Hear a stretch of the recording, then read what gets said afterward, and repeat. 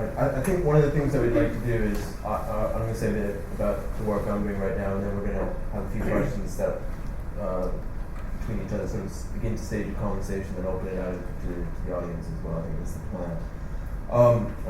It was an incredibly fascinating project, and I think one of the things that the work that I'm working on, how it may link up or hook into what Paul's really been talking about, around this question of an alternative urbanism.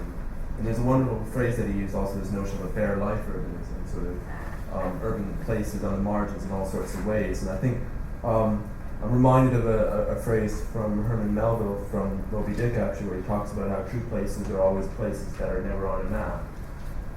And I think these kinds of projects are an attempt to perhaps create a cartography or a cartographic language for actually mapping these kinds of alternative urbanisms.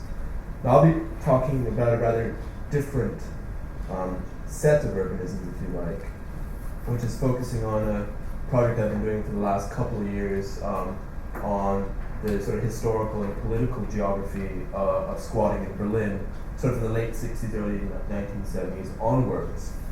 In many ways, the origins of this evening's talk can be traced back to the violent eviction of squatters from 12 houses on Mainzerstrasse in the Berlin district of Friedrichshain on the 14th of November 1990. And this was after 3 days of street battles with over 4,000 West German police officers. Now, the fall of the Berlin Wall a year earlier had marked the beginning of a rapid process of spatial redefinition for the entire German Democratic Republic. And East German housing policy had meant that much of East Berlin's 19th century housing stock was never properly maintained. What this meant was that by the late 1980s, much of it had slipped into decay.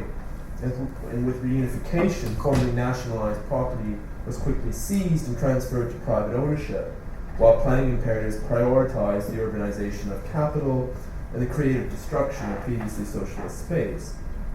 At the same time, the very fall of the wall also offered a rare opportunity for various social groupings to create radically new and autonomous spaces of collective and common property. And if a first wave of squatters had earlier moved into the West Berlin district of Kreuzberg in the late 1970s and early 1980s, the second wave now moved east into abandoned tenement blocks. And at one point in 1990, there were over 130 buildings which were occupied in various districts of East Berlin. Though the violent clearing as seen here of Mainzerstrasse represented in many respects the beginning of the end of the squatter movement, referred to in German as the Hausbesetzerbewegung, if you like, and the transformation of that same scene into a multitude of new experimental geographies.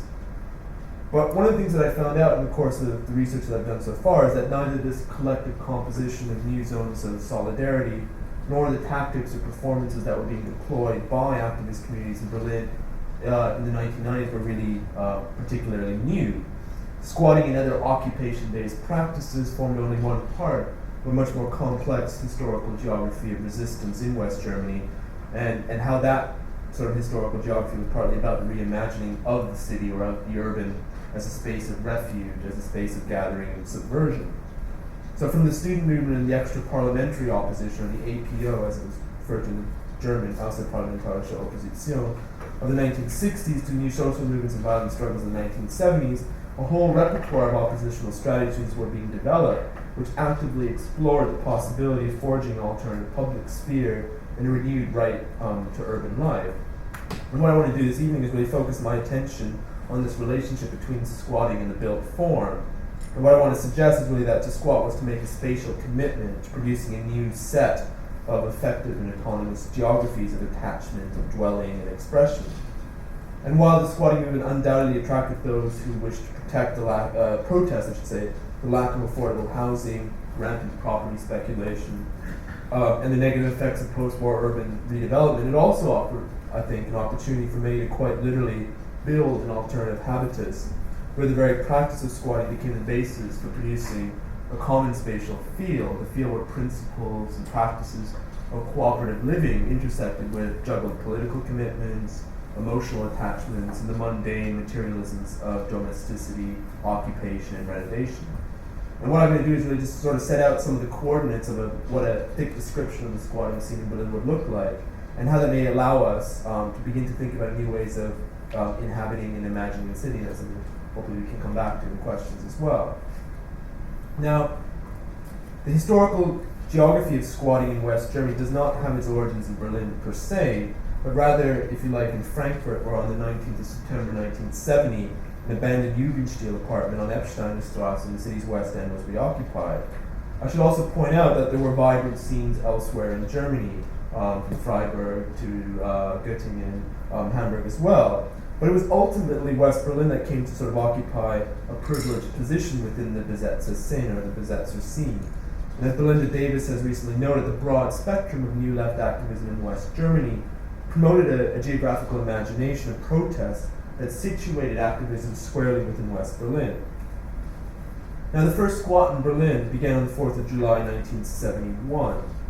Over 300 students, activists, and youth workers occupied 2 floors of an abandoned factory at 13 Mariannenplatz in the district of Kreuzberg with a view to creating a center for disadvantaged and unemployed youth, and where we, as a pamphlet published by the activists, declared, can determine for ourselves what we do in our spare time.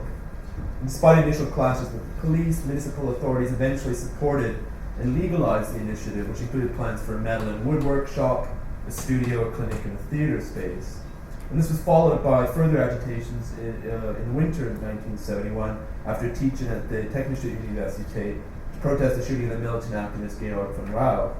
And many of the activists involved in the creation of the Kreuzberg Jugendzentrum a few months earlier now took the opportunity to squat in the nearby and abandoned Martha Maria House, with a former residence for nuns and part of the wider Britannian hospital complex at Mariannenplatz, which was built in the 19th century and recently closed. Further police intervention and brutality notwithstanding, negotiations with municipal authorities led to official approval as well as legal sanction. Contracts were drawn up and squatters moved into what was now called the Georg von Rauch House. Now, the history behind the founding of this house has acquired something of a mythical status within a broader history of squatting in West Berlin, and was famously celebrated at the time by the band Tonstein Shelben and the cult hit Das Rauchhaus-Lied. Indeed, performances of various kinds were crucial to the repertoire of social practices and political tactics that were first developed by student activists and other members of the extra-parliamentary opposition back in the late 60s, and were now being adopted by participants in the squatting scene. And what's interesting is that a number of theater and performance historians working in this context have argued that the emergence of an alternative public sphere in West Germany in the late 1960s relied, in no small part, on a whole range of tactics whose provenance can be attributed to performing arts themselves. So this making of new public geographies, if you like, was unfortunately short-lived. And emergency laws in the same period banning public political demonstrations did prompt a move by many activists toward the creation of less exceptional spaces. And of course, what I haven't talked about are earlier experiments in alternative forms of communal living, which coincided with these agitations in the late 1960s.